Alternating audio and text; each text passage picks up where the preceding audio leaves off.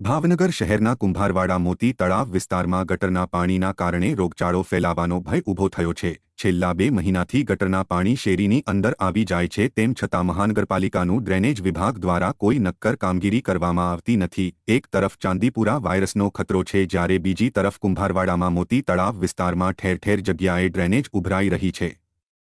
લોકોના ઘર સુધી દૂષિત ડ્રેનેજના પાણી પહોંચતા મચ્છરજન્ય રોગચાળો પણ ખૂબ વકરી રહ્યો છે। આમ મનપાનું ડ્રેનેજ વિભાગ કુંભારવાડા સાથે ઓરમાયું વર્તન રાખતું હોય તેવું સ્થાનિક રહીશોને લાગી રહ્યું છે।